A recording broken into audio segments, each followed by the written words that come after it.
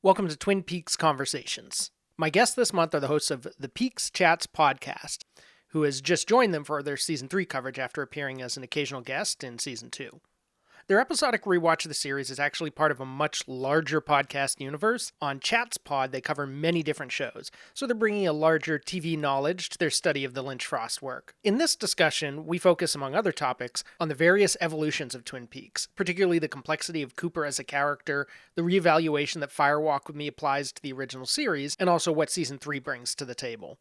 Magellan has actually only reached about halfway through that last season, which they've just begun covering on their podcast. They just came out with their parts 3 and 4 episode the other day, so we tread lightly on what's to come. As always, I'll be sharing the first part of this conversation on YouTube, but the second part, well more than half in this case, will be available to the $5 a month tier on patreon.com/lostinthemovies. Before we begin, an update on my work.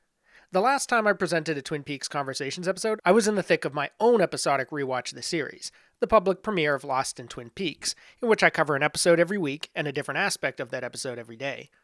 Even though this material was almost entirely pre-recorded for patrons years ago, the reassembly and presentation, including illustrated companions on my site, proved very time-consuming, so much so that I had to pause the project a few weeks ago. I'll return to this for the Season 1 finale soon, and after that I'll consider different ways to resume and pause the series, perhaps jumping ahead to Fire Walk with Me in Season 3 next year for some big anniversaries, before eventually returning to cover Season 2. This pause has actually also allowed me to catch up with patron rewards, including podcasts on Twin Peaks connections to two 1989 films, Field of Dreams and Drugstore Cowboy, along with Twin Peaks reflections on various characters, locations, and storylines, all for the $1 a month tier. Elsewhere, I publish status updates and new loose schedules to keep track of my project's progress or pauses. I'll link those below so you can keep track as well if you're curious. And I released a couple public podcast episodes, one of them for Lost in the Movies on the British TV film Elephant, an experimental approach to the Irish Troubles, and then for my Twin Peaks Cinema podcast, I covered Vertigo. This is perhaps my longest episode, detailing the many parallels and uncanny links between Alfred Hitchcock's masterpiece and the TV work of one of his self-avowed biggest fans, David Lynch, particularly a fan of Vertigo, which he's presented before. Man, I wish I could have been in that audience. Finally, my Mad Men viewing diary reached the Season 6 finale. I planned to pause there and resume for the final 2 mini-seasons next summer, but then I changed my mind. In this case, since the diaries are already written, and my reason for pausing them has gone away, I'm actually going to keep going. So you can keep looking for Mad Men viewing diaries every Monday, covering both parts 1 and 2 of Season 7. It'll just continue through the winter until the show is complete. That's all on lostinthemovies.com. Okay, now on to PeaksChatz. Today I have 3 guests, biggest guest load I've had so far. Alan, Magellan, and Ryan, the hosts of PeaksChatz, or I suppose the hosts and the guest host for the return, right? Is that fair to say, or is Ryan a full-fledged? That is fair to say. Perfect. Alan actually got in touch with me. Ryan, hello, I'm Ryan. In case you didn't know, Alan got in touch with me before they started Twin Peaks, and I was like, I want to be on all the episodes. And Alan was like, no, we can't. Other It's people not allowed. exist. Other people exist. I'm like, damn, you're right. And then I was like, wait, if Magellan hasn't seen all of the return and me and Alan have, then I thought it would make sense for me to be on Season 3. So why don't you give the listeners just a little bit of history about your podcast and what brought you to, because you've been doing this podcast for what, 3 or 4 years at this point? It's been going for a while, right? Yeah, we're coming up on 6, I think. Wow. Okay. Yeah, we've been doing it for a minute. So this overlapped with Fireside Friends, which, just for those listening, True. was a podcast I came on to talk about Lost Highway, which was Ryan and Alan's podcast. So this was running concurrently with that. yes, Oh, yes, okay. it was. Yeah. Wow, you're busy.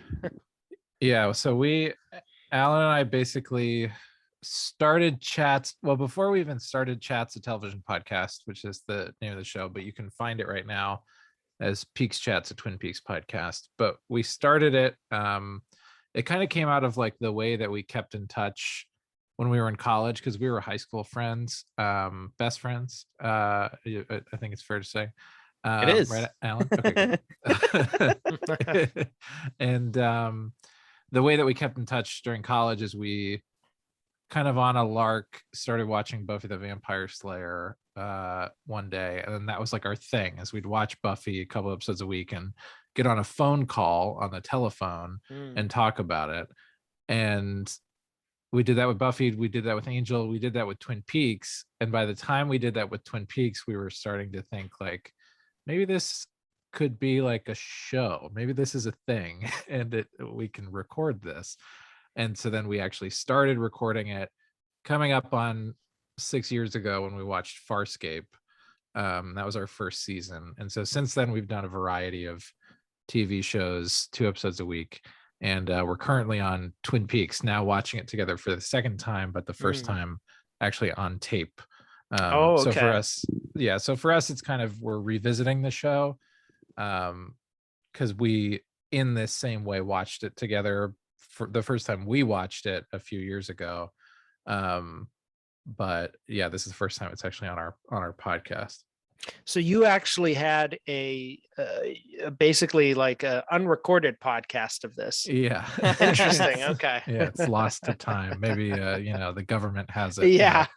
A database somewhere or something.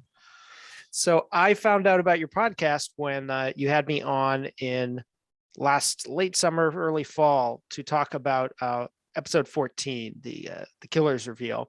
And it seems like, I would say, would you say most episodes you have a guest? Maybe yeah, I'd say a little bit more than half of them Okay. we've had a guest on for. We've been sure we especially in seasons 1 and even more so in season 2 wanted to have a guest every week because it was a rewatch for us, and so we wanted to bring in as many different perspectives, be it first time watchers, rewatchers, academic perspectives, and writers and critics of the show, such as yourself. So at this point with the return, because it's such a dense season of television, it's kind of just been the 3 of us in the trenches talking as much as we can about it. And we've slowed down our pace a little bit and not brought on guests just yet, but we're incorporating guest segments into it in a sort of different way. Yeah, which is exciting for me as somebody who is going from listener to host, basically. Yeah. Right. I'm excited to listen to those guest segments because there's still going to be guests, which is awesome. So yeah. And you've just, at the time of this recording, and this will probably be coming out pretty quickly on the heels of when we're recording, you've just put out your first episode on parts 1 and 2 of the return. Yep. And now for Magellan, if I'm not mistaken, you've seen roughly half the series. You said you're not exactly sure where you left off, but you're so it's beginning as a rewatch, and it's going to become it's going to become a first watch. Yeah. I know for sure I've seen episode 8. Yeah. And I couldn't tell you if I've seen episode 9 because I don't remember, but I think I did. I don't know. But yeah, about half probably. It's really fucking me up because there's also gaps in knowledge. And so we behind the scenes, this week we recorded our episode on part 4. Part 4, yeah. Yeah. And at the end of the episode, there's a tease on an upcoming character. And I think at some point Magellan was like, so who do we think that is? And Magellan just went, I don't know. I guess someone who knows about Cooper has some knowledge. I don't know. And I'm like, is this a bit? Is this a bit? Magellan genuinely doesn't remember who his character is.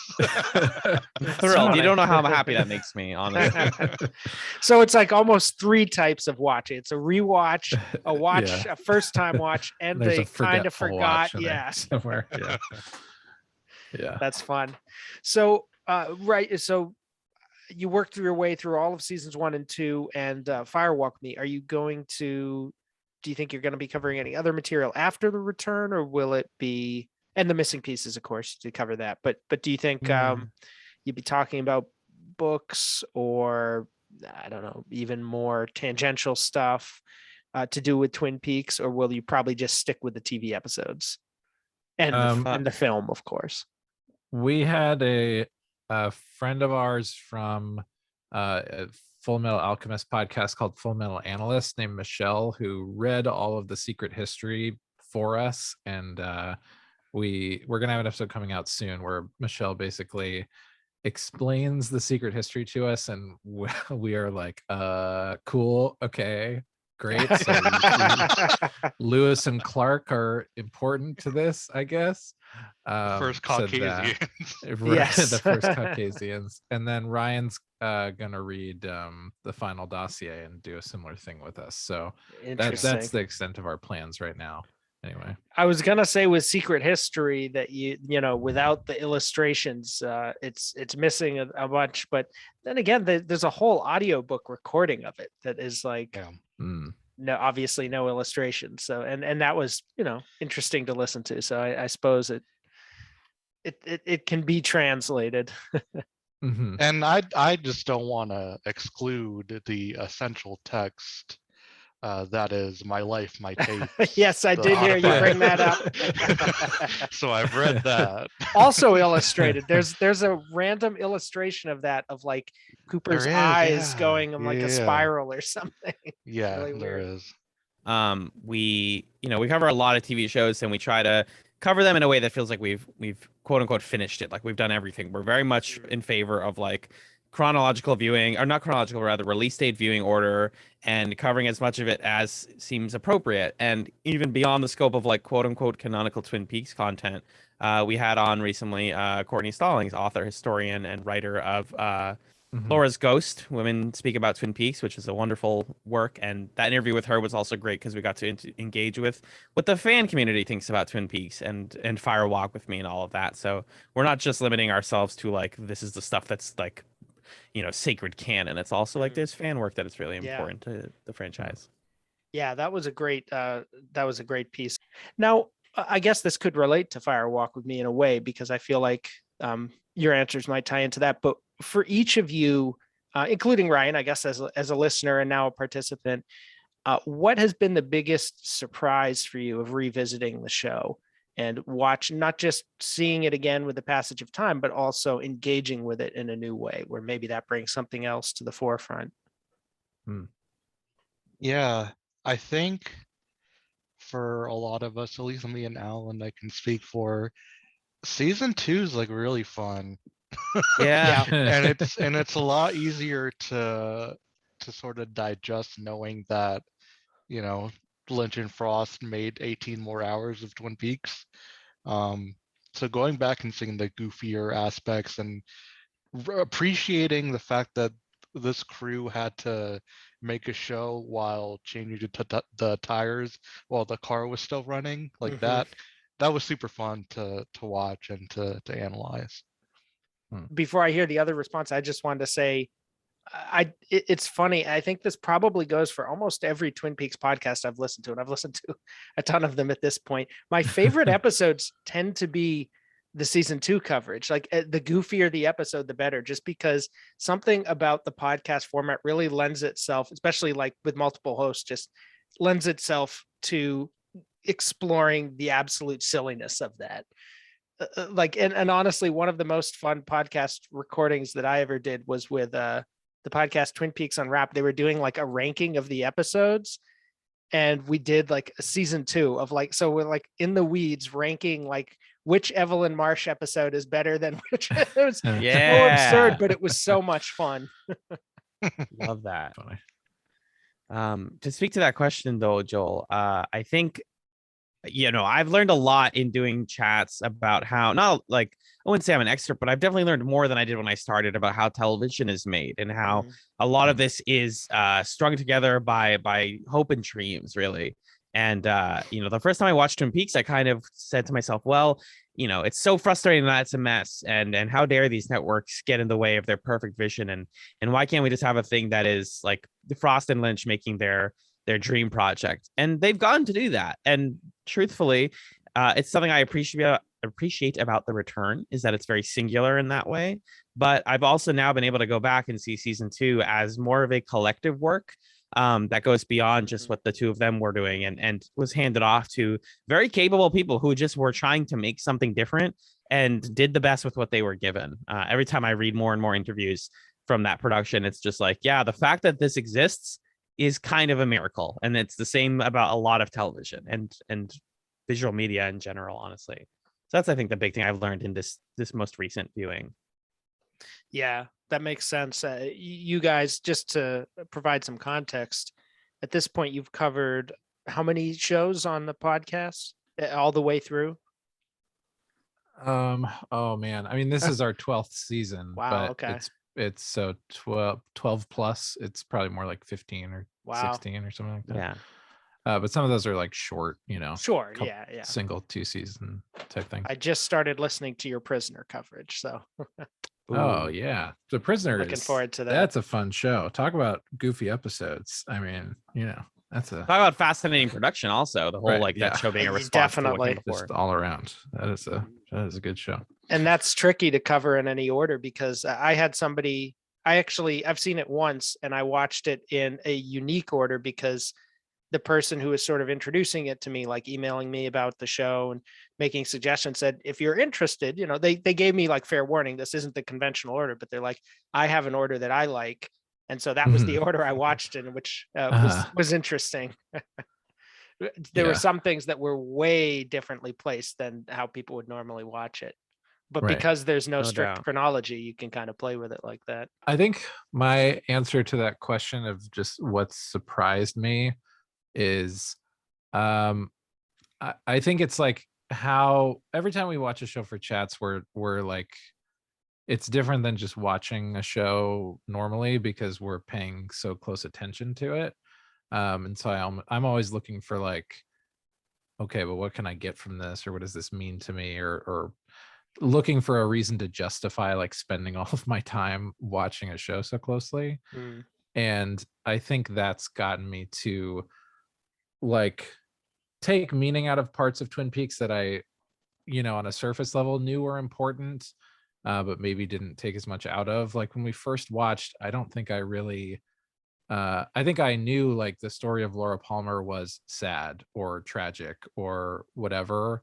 But watching the show as close as we are, I think I'm like thinking about her as a character a lot more deeply, and like the kind of core of the show in a more critical way. And I've gotten more out of it than the first time we watched, where really all I remembered was like, hot damn, that pie is good, or stuff like that.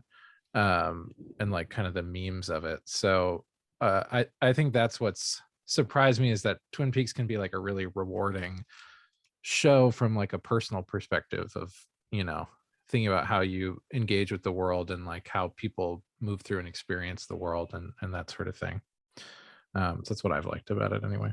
Yeah, and one thing I want to add on to that too is all of us watched the season 1 and 2 with a more critical eye on Cooper.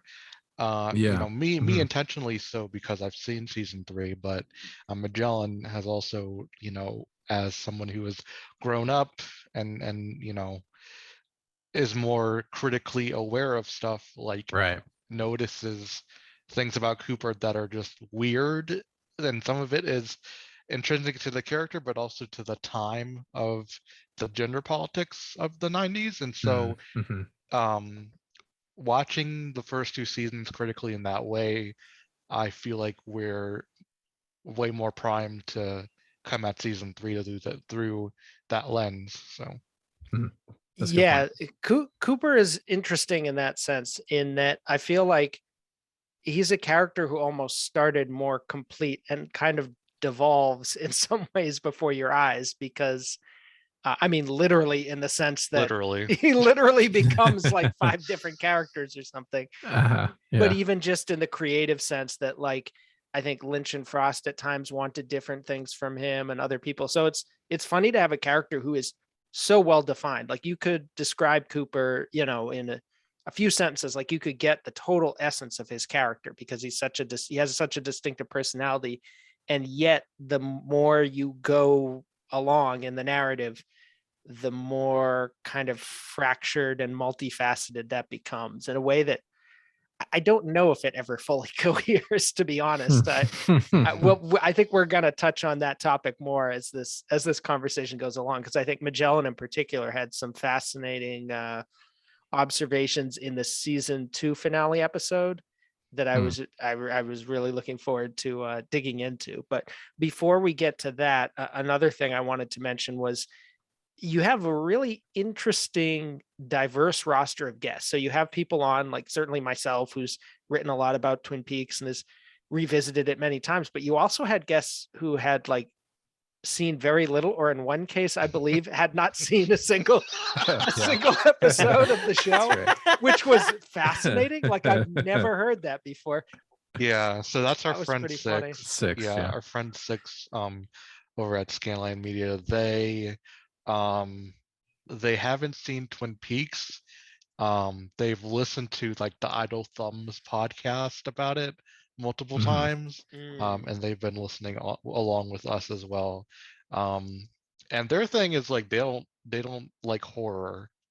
Like they get super anxious about horror stuff, so they don't want to watch Twin Peaks, which is like, with knowing Six, like that is spot on. They wouldn't like Twin Peaks if they watched it, but it's still like super funny to.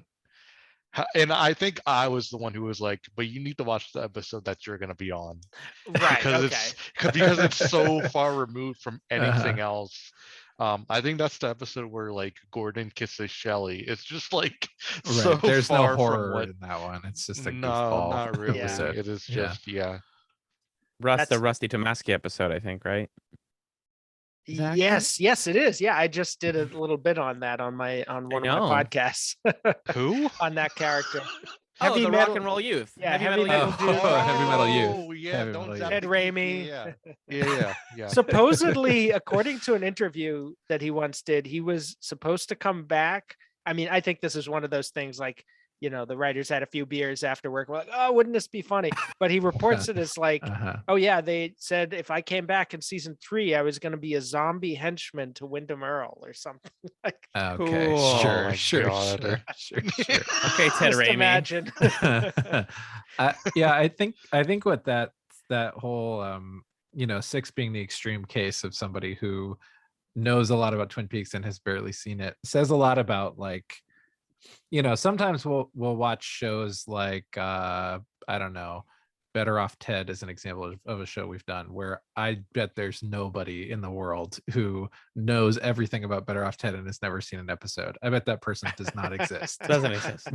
But like a show like Twin Peaks that has just the cultural footprint that it does, both having influenced so many things and also there's so many ancillary media talking about it and responding to it and people making references to it.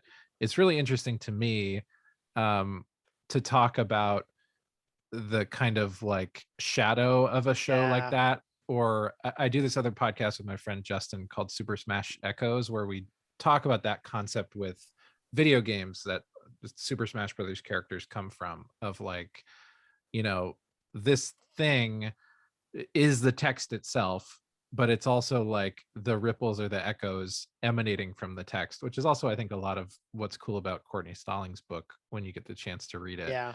Is it's about everything except the show in a certain way, which is really fascinating. And it's fascinating to discuss in Twin Peaks because, again, now they came back and revisited it, and the show itself almost kind of has that quality to it. So you're, we can talk, I think, openly if you're all right with airing some of this before your own, episodes air. So we'll tread lightly in that sense, but you've seen about half of that season. What so far, I guess, what has been your impression of that aspect of it? The revisiting, the returning, the creators having like 25 years to meditate on this and come back and reinvent it in some ways and kind of revisit it in others. It's so sad, Joel. I mean, the truth of the matter is, when you go back to something that you haven't like actively worked on for 25 years, that meant so much to people who have run with it and made their own canon of it and have locked in their opinions of it for life. To go back and tell that story and to critique yourself, I find just so amazing about the return, even in its early goings, like the concept of you know, the other Cooper, and like what was the other Cooper doing for 25 years, and the pangs of existential dread you feel when you see everybody in Twin Peaks older and not understanding each other. I mean, we think about this stuff a lot, and I mean, like, look right outside of what we talk about on the podcast. How many reboots, reunions do we see coming to HBO in these days? And they're always just so happy and proud of what they made 20 plus years ago. And while I think that Twin Peaks: The Return definitely loves Twin Peaks and respects what it was doing, it also like wants you to think a little bit more about what you think of as a fan and what your relationship to the work means. And that's something that I've just been like endlessly fascinated by in thinking about The Return, is like how it differs from other reboots and reimaginings of this time, and how it rises above the rest to me. Yeah. Yeah, Yeah. there's nothing else that deals with it in the way this does, for sure. Yeah, I think it's just very honest about like, okay, you want to see what it would be like to come back after 25 years?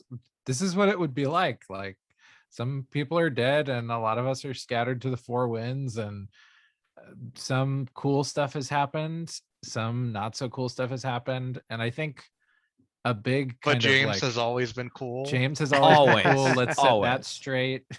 Yeah, you're also, not to get too side tangent here, but I feel like this is a more pro James podcast Oh yeah. than Oh many, yeah. than maybe most others. Ever Yeah. since I read the Just You story, I'm like, protect my boy. He was done so dirty. Oh, where they like pitched him up or whatever. Yeah. Yeah.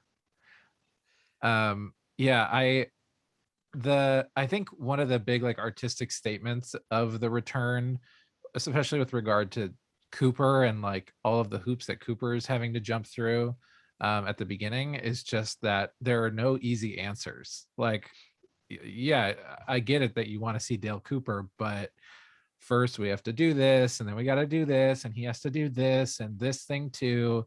And the way that the show draws out the process of undoing what happened at the end of season 2, where it takes like so much longer to undo the thing than it took to do it or set things wrong in the first place, I think says a lot about what the show is trying to say about what it takes to set things right, or what it takes to see the thing that you want to see, or whatever. There's not like a snap of your fingers and all your friends are back together in one room. There's like painful logistics that we need to go through in order to do that. So there are no easy convenient solutions to life's problems. Yeah. And that, I think, feels a little bit like somewhere in a weird way where Lynch and Frost kind of meet, because I think they're very different artists in a lot of ways, which is part of what makes Twin Peaks interesting, that you have these two very different sensibilities that kind of come together and have to react to one another. Yeah. But I think both of them put a lot of stress on that idea that, hey, this is a slow process, a slow unfolding. We are not interested in like racing to get Cooper back into whatever you think he should be back into. Yeah. And I do want to sort of pry apart some of those Cooper questions a little bit carefully, because we're still only halfway through season 3, which will be kind of interesting actually to look at it from that perspective. But before we do that, we're sort of transitioning into the second part of this conversation. And before the public part ends, I just wanted to give you a chance to let people know where to find not just PeaksChatz, but also any other projects or things that you're working on. Like, what's the best way for people to follow your work? Alan, you want to do that? Sure. So all chat stuff can be found over at chatspod.com. Our stuff is CHATZPOD. PeaksChatz, Twin Peaks podcast, is on every podcast platform you can think of. If it's not, you should let us know. We got a Twitter at chatspod. And crucially, if you want to support our work, we have a Patreon. That's patreon.com/chatspod. And over there, we put out all sorts of bonus content, early released episodes, movie commentaries, and we have a really fun community over there that talk about things like Twin Peaks and other cult classic television shows. So that's pretty much generally where you find all the chat stuff right now. Perfect. And I am on Twitter at bluestrose430. I do have another podcast called Bald Gun Guy. That's where me and my friends Six and Ty, we talk about Hitman levels from the new trilogy of Hitman games. Once a month we just play through a level and talk about it. So yeah. Nice. Perfect. And I guess to shift into the Cooper zone, what I wanted to use to spring off, or the Cooper's zone, I guess, what I wanted to use to spring off of there was what Magellan talked about in the season 2 finale, as I mentioned. You sort of said when you're talking about how to read Cooper's, I don't want to, I'm paraphrasing here, so correct me if I miss anything, but basically how to read Cooper's actions and his decisions in there, and the idea that perhaps Wyndham, as cartoonish a character as he is, almost makes more sense as a kind of reflection maybe of more who Cooper is than what we see of him. Is that a fair way to put it? I'll let you put it in your own words, but that was my impression of it. Yeah, I think one of the frustrating things about season 2 of Twin Peaks is that they introduce these sort of like Cooper threads and Wyndham Earl and Caroline, and they just don't have time to figure out what they are or what they're trying to do with them. And then those threads get sort of resolved very quickly by Bob sticking his hand in Wyndham Earl's chest and saying like, I'm taking your soul or whatever. So I was trying to, make some meaning out of that. And I think I'd read some stuff all over the internet that was trying to do the same. And it's just sort of this question of like, what if the Black Lodge is a place that tests you? What is it that Cooper's being tested for? And what is the test that he fails? And I was sort of thinking that maybe it's a matter of like self-awareness or something like that. Like we see Leland act in many instances as if he's unaware of what Bob does or isn't conscious for it or something like that. And I think that's kind of like, that's denial, and that's like kind of he's fooling himself, or he's just trying to put it out of his mind or something like that. And that's a failure of like reckoning with one's own actions and taking accountability. And I think there's a way to view this as Cooper also failing to take accountability for who knows what. Maybe he murdered Caroline, maybe Wyndham Earl, is the way he is for good reasons, and Cooper was cruel to him. Maybe Wyndham Earl doesn't exist. I don't even know. Yeah. But I think that was what I was just sort of, that's the core question, is like, what is Cooper being tested for, and what's the test that he fails? And I was thinking that maybe there's more to Cooper, and maybe he's like evil in certain ways that we just don't see, because we don't really see like the most honest version of him in the show. So if you want to continue that thread of the conversation and much, much more, at least 40 to, I think it's closer to 50 minutes on patreon.com. Make sure to become a patron. You can join for $5 a month, and you will get full Twin Peaks conversations every month. You'll also get full access to my backlog of Lost in Twin Peaks material, some of which, especially now that I paused the public series, won't be coming out for a while. Many of those are also available at the $1 a month tier as our other monthly podcast. But to get the Twin Peaks conversations, that's at the $5 a month spot. So thank you for listening, and I hope you enjoyed learning about their podcast. I hope you'll check it out too, and possibly check out their Patreon as well. And stay tuned. I have another guest coming up. We're scheduled to talk in a few weeks, so that one will not, lately they've been coming out at the end of the month. This one will not be waiting till the end of December. It'll be up, should be up before Christmas, on author writing a book coming up soon and starting to take pre-orders. And I guess I'll just say at this point, it's Scott Ryan, who has really one of the leading lights of the Twin Peaks community, has published the Blue Rose magazine, hosts the Red Room podcast, and he has a book coming out on Firewalk with me, which is very exciting. I'm really looking forward to reading that, and we're going to have a great discussion about that, partly on YouTube, partly on Patreon in December. So see you then.